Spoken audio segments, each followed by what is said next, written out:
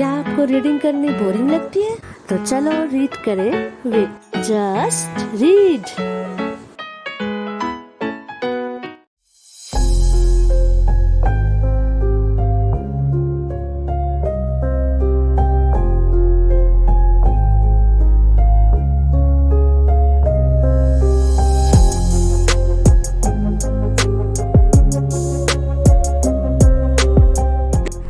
चलो आज हम लोग पढ़ते हैं संदेह।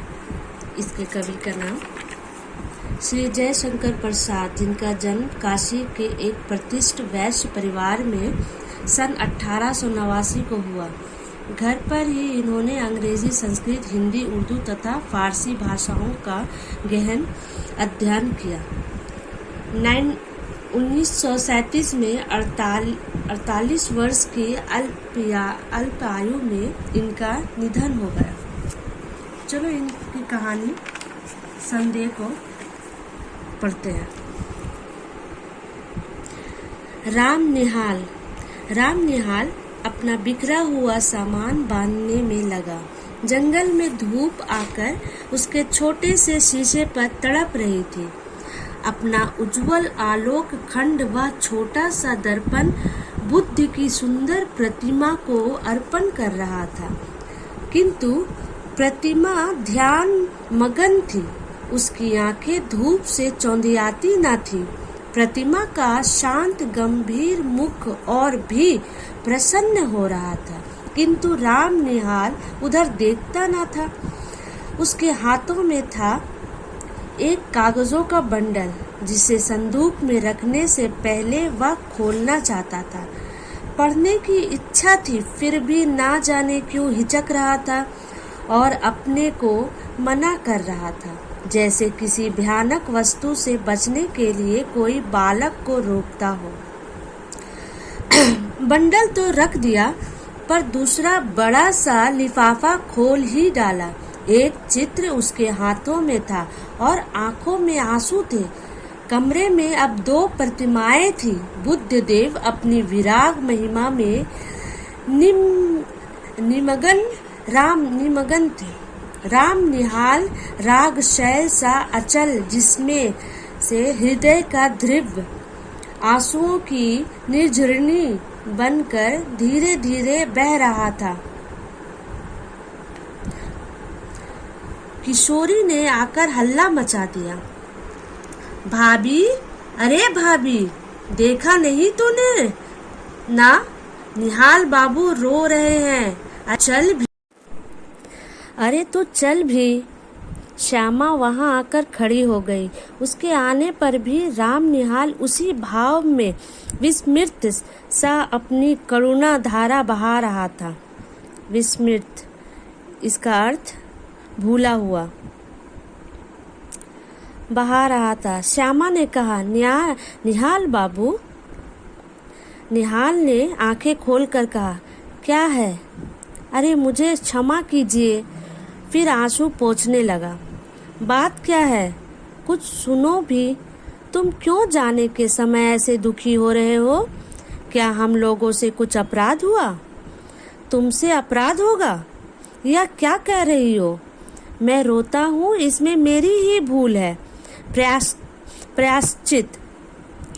प्रायश्चित का अर्थ किसी अपराध के ग्लेनिवशा किया गया कठोर आचरण।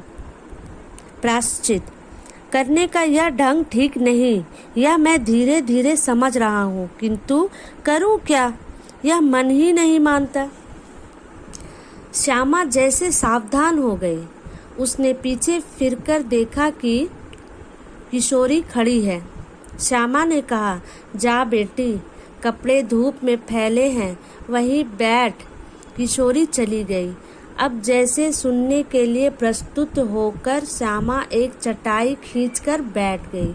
उसके सामने छोटी सी बुद्ध प्रतिमा सागवान की सुंदर मेज पर धूप के प्रतिबिंब में हंस रही थी। प्रतिबिंब अर्थ परछाई। राम निहाल कहने लगा, श्यामा, तुम्हारा कठोर व्रत वैधव्य अर्थ विधवापन वैधव्य का आदर्श देखकर मेरे हृदय में विश्वास हुआ कि मनुष्य अपनी वासनाओं का दमन कर सकता है, किंतु तुम्हारा अवलंब का अर्थ सहारा बड़ा दृढ़ है। तुम्हारे सामने बालकों का झुंड हंसता खेलता लड़ता झगड़ता है और तुमने जैसे बहुत सी देव प्रतिमाएं श्रृंगार से सजाकर हृदय की कोठरी का मंदिर बना दिया, किंतु मुझको वह कहाँ मिलता। भारत के भिन्न भिन्न प्रदेशों में छोटा मोटा व्यवसाय, नौकरी और पेट पालने की सुविधाओं को खोजता हुआ जब तुम्हारे घर में आया तो मुझे विश्वास हुआ कि मैंने घर पाया। मैं जब से संसार को जानने लगा तभी से मैं गृहहीन था। मेरा संदूक और ये थोड़ा सा सामान जो मेरे उत्तराधिकार मतलब विरासत उत्तराधिकार का अंश था, अपनी पीठ पर लादे हुए घूमता है, ठीक उसी तरह जैसे कंजर अपनी गृहस्थी टट्टू पर लादे हुए घूमता है। मैं चतुर था, इतना चतुर जितना मनुष्य को ना होना चाहिए, क्योंकि मुझे विश्वास हो गया कि मनुष्य अधिक चतुर बनकर अपने को अभागा बना लेता है और भगवान की दया से वंचित हो जाता है। मेरी महत्वाकांक्षा का अर्थ बड़ा बनने की इच्छा। मेरे उन्नतिशील विचार मुझे बराबर दौड़ाते रहे। मैं अपनी कुशलता से अपने भाग्य को धोखा देता रहा, यह भी मेरा पेट भर देता था। कभी कभी मुझे ऐसा मालूम होता कि यह दाव बैठा कि मैं अपने आप पर विजयी हुआ और मैं सुखी होकर संतुष्ट होकर चैन से संसार के एक कोने में बैठ जाऊंगा, किंतु वह मरीचिका अर्थ ऐसा तृष्णा जो संभव न हो थी। मैं अब तक जिनके यहाँ नौकरी करता रहा वे लोग बड़े ही सुशिक्षित और सज्जन हैं, मुझे मानते भी बहुत हैं। तुम्हारे यहाँ घर का सा सुख है, किंतु यह सब मुझे छोड़ना पड़ेगा ही। इतनी बात कहकर राम निहाल चुप हो गया। तो तुम काम की एक बात ना कहोगे? व्यर्थ ही इतनी। श्यामा और कुछ कहना चाहती थी कि उसे रोककर राम निहाल कहने लगा, मैं तुमको अपना शुभचिंतक, मित्र और रक्षक समझता हूँ। फिर तुमसे ना कहूँगा तो यह भार कब तक ढोता रहूँगा? यह चैत है ना? ठीक कार्तिक की पूर्णिमा थी। मैं काम काज से छुट्टी पाकर संध्या की शोभा देखने के लिए दशाश्वमेध घाट पर जाने के लिए तैयार था कि ब्रिज किशोर बाबू ने कहा, तुम तो गंगा किनारे टहलने जाते ही हो। आज मेरे एक संबंधी आ गए हैं, इन्हें भी एक बजरे पर बैठाकर घुमाते आओ। मुझे आज छुट्टी नहीं है। मैंने स्वीकार कर लिया। ऑफिस में बैठा रहा। थोड़ी देर में भीतर से एक पुरुष के साथ एक सुंदरी स्त्री निकली और मैं समझ गया कि मुझे इन्हीं लोगों के साथ जाना होगा। ब्रिज किशोर बाबू ने कहा, मान मंदिर घाट पर बजरा अर्थ बड़ी नाव। बजरा ठीक है। निहाल आपके साथ जा रहे हैं, कोई असुविधा नहीं होगी। इस समय मुझे क्षमा कीजिए, आवश्यक काम है। पुरुष के मुंह पर की रेखाएं कुछ तन गई। स्त्री ने कहा, अच्छा है, आप काम कीजिए। हम लोग तब तक घूम आते हैं। हम लोग मान मंदिर पहुँचे। बजरे पर चांदी बिछी थी। पुरुष मोहन बाबू जाकर ऊपर बैठ गए। पैड़ी लगी थी। मनोरमा को चढ़ने में जैसे डर लग रहा था। मैं बजरे के कोने में खड़ा था। हाथ बढ़ाकर मैंने कहा, आप चले आइए, कोई डर नहीं। उसने हाथ पकड़ लिया। ऊपर आते ही मेरे कान में धीरे से उसने कहा, मेरे पति पागल बनाए जा रहे हैं। कुछ है भी, तनिक सावधान रहिएगा, नाव की बात है। मैंने कह दिया, कोई चिंता नहीं। किंतु ऊपर जाकर बैठ जाने पर भी मेरे कानों के समीप उस सुंदर मुख का सुरभित निश्वास अर्थ गहरी सांस अपनी अनुभूति दे रहा था। और गंगा की धारा में भी छोटे छोटे दीपक बहते हुए दिखाई देते थे। मोहन बाबू की बड़ी बड़ी गोल आंखें और भी फैल गई। उन्होंने कहा, मनोरमा देखो, इस दीपदान का क्या अर्थ है, तुम समझती हो?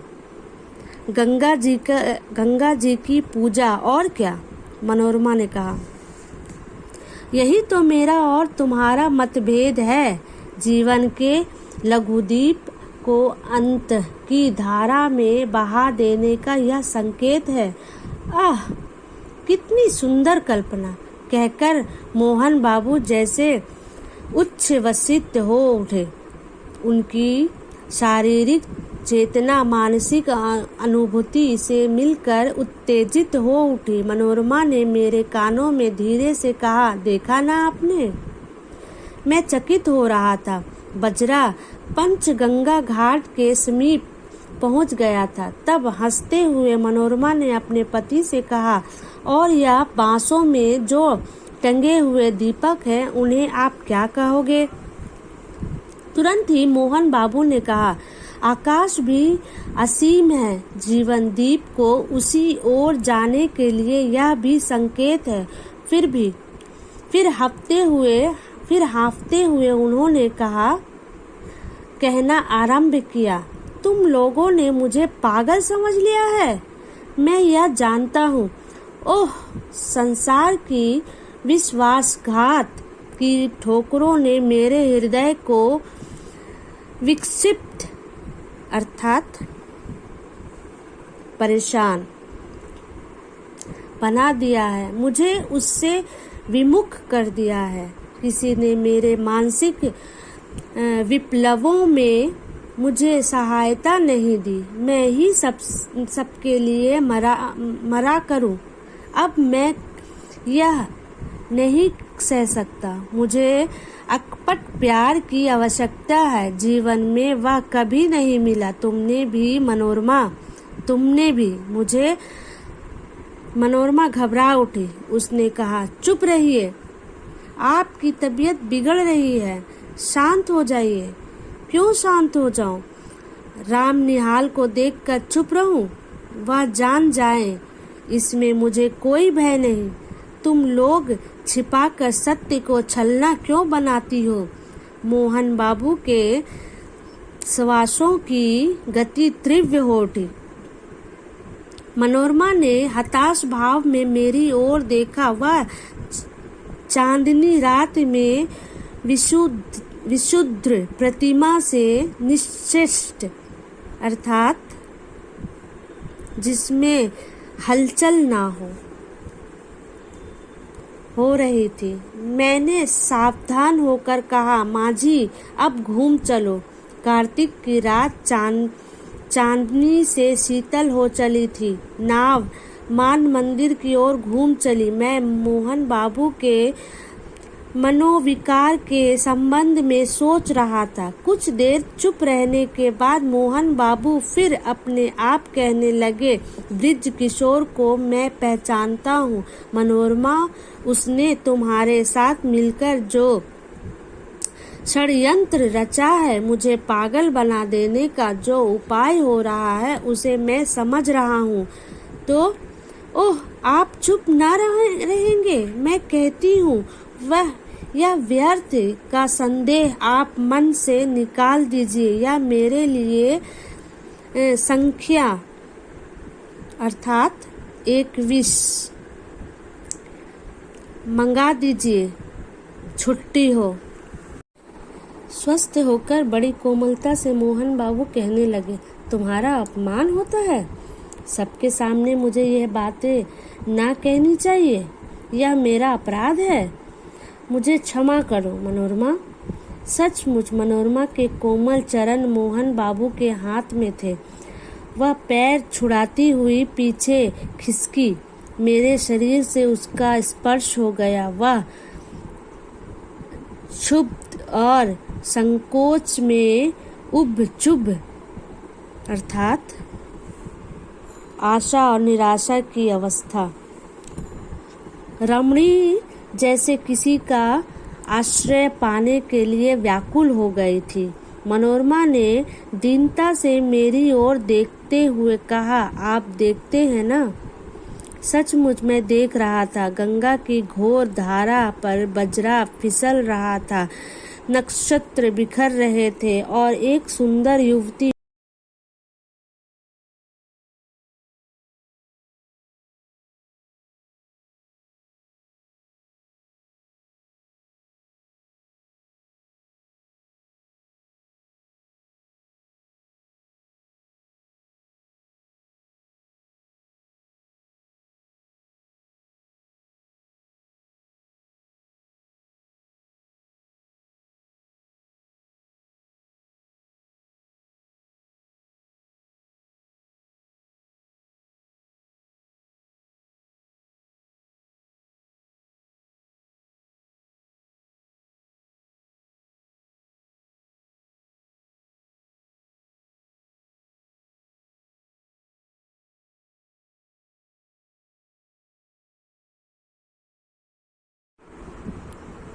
पर भारी बोझ डालकर धीरे धीरे सीढ़ियों पर चढ़ रहा था।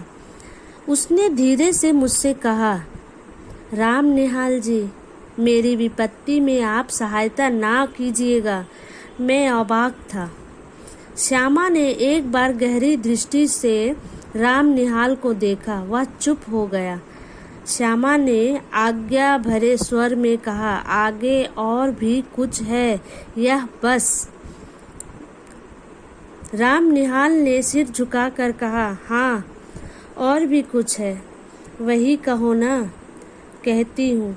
मुझे धीरे धीरे मालूम हुआ कि बृज किशोर बाबू यह चाहते हैं कि मोहनलाल अदालत से पागल मान लिए जाए और बृज किशोर उनकी संपत्ति के प्रबंधक बना दिए जाएं, क्योंकि वे ही मोहनलाल के निकट संबंधी थे। भगवान जाने इसमें क्या रहस्य है, किंतु संसार तो दूसरे को मूर्ख बनाने के व्यवसाय पर चल रहा है। मोहन अपने संदेह के कारण पूरा पागल बन गया है। तुम जो यह चिट्ठियों का बंडल देख रही हो, वह मनोरमा का है। राम निहाल फिर रुक गया। श्यामा ने फिर तीखी दृष्टि से उसकी ओर देखा। राम निहाल कहने लगा, तुमको भी संदेह हो रहा है? सो ठीक ही है, मुझे भी कुछ संदेह हो रहा है। मनोरमा क्यों मुझे इस समय बुला रही है? अब श्यामा ने हंसकर कहा, तो क्या तुम समझते हो कि मनोरमा तुमको प्यार करती है और वह दुष्चरित्र अर्थात बुरे चरित्र वाली स्त्री दुष्चरित्र है? छी राम निहाल, यह तुम क्यों सोच रहे हो? देखो तो हाथ में यह कौन सा चित्र है? क्या मनोरमा का है? मनोरमा का ही।